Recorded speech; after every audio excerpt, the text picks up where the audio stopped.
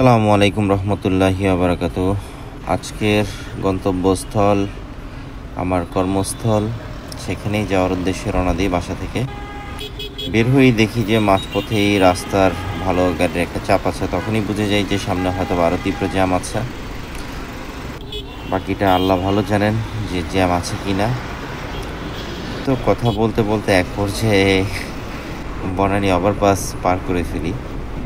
হালকা পরিমাণে জ্যাম ছিল। বনানীর দিকে কী পরিমাণ আছে সেটা জানি না, সামনে গেলে হয়তো বা দেখতে পারবো। তো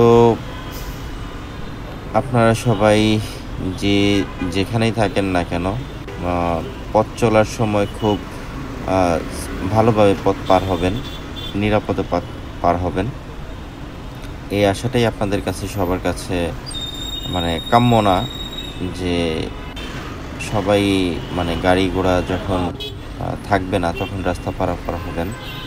কারণ অনেক ক্ষেত্রে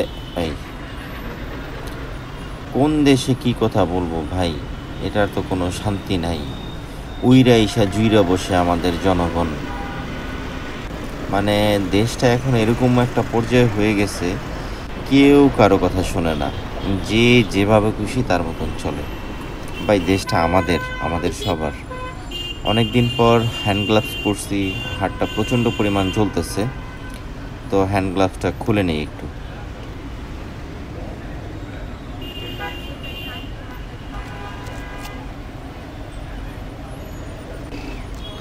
হ্যান্ড গ্লাভস সচরাচর আমি রেগুলার পরি না।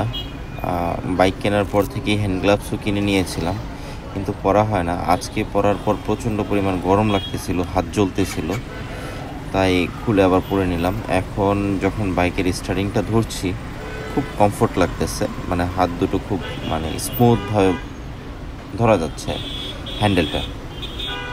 তো বিজয় সরণির সিগন্যালটা যেহেতু ছেড়ে দিয়েছে, তো আমি একটু সামনের দিকে আগানোর চেষ্টা করতেছি, যে দেখি সামনে বের হয়ে যেতে পারি কিনা। আর আমাদের কিছু রাইডার ভাইরা আছে, ধাপ ধুপ যেভাবে খুশি বললেই হয় যে নিজের আরেকজনের গোয়াদা গাড়ি ঠেলে ঢুকাই দিই, যা হইব পরেরটা পরে দেখব। সে পারবো না যাইতে, না পারবো কি করতে সেটা তার ব্যাপার, আমার যা দরকার সেটা আমরা করি।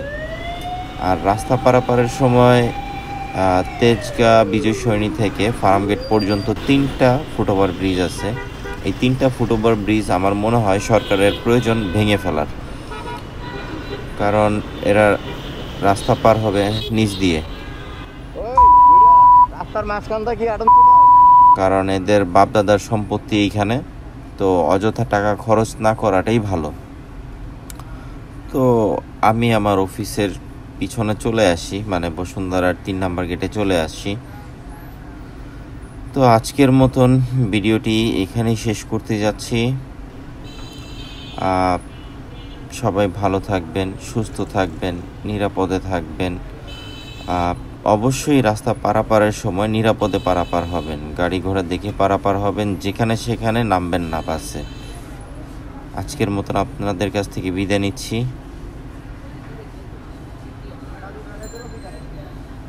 ইনশাল্লাহ দেখা হবে অন্য আরেকটি কোনো ভিডিওতে।